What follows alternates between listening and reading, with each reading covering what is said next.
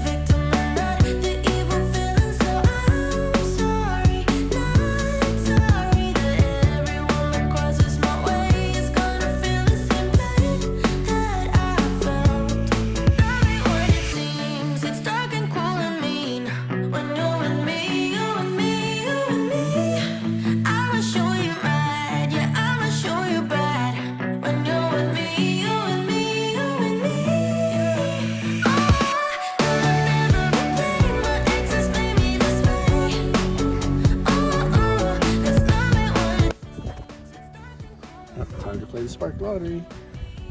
What do we got here? Okay, not bad. A little bit of water, a couple bags, not bad. Let's get this delivered. All right, so I dropped off that order, and while I was walking to the door, a decent Instacart order popped up. I think $37 for 60 items. Yeah, something I could probably knock out in an hour. It's at an HEB. I'll film a little bit when I'm over there. I was only 3 or 4 miles from the store. Woo, got a lot of gas going on here. Drinking all those carbonated energy drinks really got me going. What do you guys drink when you're out doing these? I try to avoid stopping at stores and paying up there, the convenience store. Right here comes a Quick Trip that I'm passing by. Great place, but the same drink that I'm buying at the Costco in bulk is $3 a can. I'm getting it for $1.50, right? So good way to budget, right? Look at some of those stores, especially you know, when you can buy them at a store for a lot cheaper. It's a better way to go. Helps you not give up all your profits when you're doing these. Early on when I started, I used to buy, every time I went into a store, I used to buy something. And not to say I don't buy some stuff now, but a lot less when I started looking at my profits dwindling as I was spending the money in the store when I would go inside buying snacks and drinks and, you know, the whole rigmarole. It's not worth it. So I decided to just start buying some items in bulk and bring them into the car from the house when I leave, and it saves me money in the long run. Just a little tip. I know it's tempting when you're out there. It is to me. I'm a fat guy, so getting out there and seeing all these snacks, especially the new stuff. The new stuff will get me no matter what. If it's some kind of any kind of a new snack, candy, chips, popcorn, whatever you call it, I will grab it just to see what it is. That's my thing. But we're on our way to shop this Instacart. Film a little bit when I'm in the store, see if I can give any nuggets of wisdom or tips that I haven't given before. If you've watched any of my other videos, there's always something new to learn when you're doing these. The more you shop a particular store, the better you're going to get at it, right? You'll learn where to get the items. If you're again, one of the things I'll stress in any store, most stores across the nation have apps now. Target does, the Walmart does, my local HEB here does. Stater Brothers Market that I shopped in California did. Sprouts Market even just recently started having those their own apps, so you could actually search for an item and get the aisle number where this stuff is located. You know, sometimes Instacart has it in there. In any of my stores here, it doesn't in my market here. But when I worked in California before, they would one of the bigger grocery chains there is Stater Brothers, and they had the aisle numbers there, and it worked out perfectly. At Walmart, which I shopped in California, they had the aisle numbers and the section numbers, so it made it even easier to shop. But you know, in the market I've moved to here in Texas, they don't have any of that kind of stuff. They don't give you the aisle numbers, no indication. Most of the times when they give you the area where it's supposed to be located, it's not correct. So you end up really having to rely on its experience. How often do you go to these stores? How often do you shop? The more you do it, the faster you're going to get. And you're going to run into items that you probably never bought for yourself. I do to this day. I'm looking at the list for this person I'm going to shop for right now, and to this day I see items there that I don't know what they are. So there's just so many products in a grocery store that, you know, these apps, I think, funnel to the front page, at least in my experience when I'm looking at them. They try to funnel to the front page products that they want you to buy, and that's what you usually see, especially if there's a sale going on in the store. But let's get over there and we'll start shopping over. All right, so looking for figs, right? Something that I've not seen in my particular HEB, fresh figs. And so I'm looking for those right now. And in the other HEBs I've been to, they put it up with the berries. Here they don't have it. I haven't seen it anywhere. Unless I'm just blind.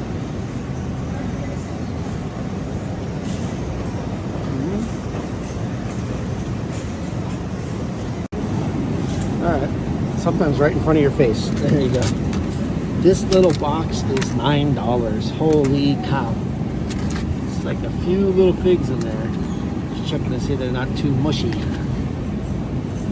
We knew we couldn't get an order without getting a case of water. But come on, at least it's only the 24 pack. Yay! Alright, so 49 minutes for 60 2 items, something like that. A couple things I had to refund, a couple things I replaced. Customer communicated, not bad overall. Just heading in to check out. One thing I noticed is that the order popped up with, I need the customer's ID when I get to the door. There's no alcohol in the order, but there's cold medicine. So for any of you vets who've done this before, even new shoppers, a lot of times the cold medicine, they ask you for the ID for the person. So we're checking out, catch up later. All right, so there's the basket. All right, here's my favorite thing to do. All right, gotta turn something. Yeah, so here's a basket with 71 units, so not bad. Water's down beneath. So let's load up and get on our way. Okay, so dropped off that Instacart order, the $37 one.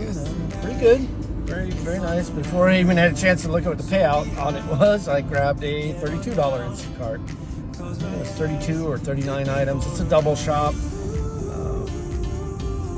A lot of organic and those kind of items, right? Which I know the store well, so I'll be able to find it. It's at the HEB as usual today. So today's going to be an HEB day for me instead of a Costco day. I've only done one Costco run so far. I've done 2 Spark orders, and this will be my second Instacart order. So 2, 4, 5 orders overall. I'll end up being close to 155, 160, I think. I'll total them all up at the end and put the payouts. But it should be around that neighborhood. I've been out since I think 11, so 12 to 1, 2, 3, so 4 hours. It'll probably end up being close to 5.5 hours by the time I'm done. This is what I got to get to the store, which is about 10 minutes away. Shop it. It'll probably take me half an hour to shop and check out, load it all up in the car, and then deliver it. They were close to the store, so deliver to that, and we'll see how it goes. Oh, I'm getting other orders, so I might drop this. Let's see.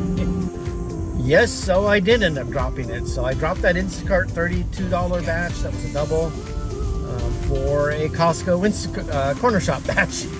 Cornershop came up with a $32 order, single order, only 50 pounds worth of stuff, going 7 miles from the store, and that's without the tip. So it's definitely a better offer for me.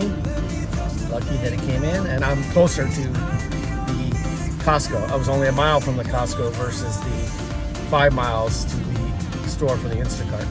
So overall, less mileage, less items, and it'll be a much easier shop.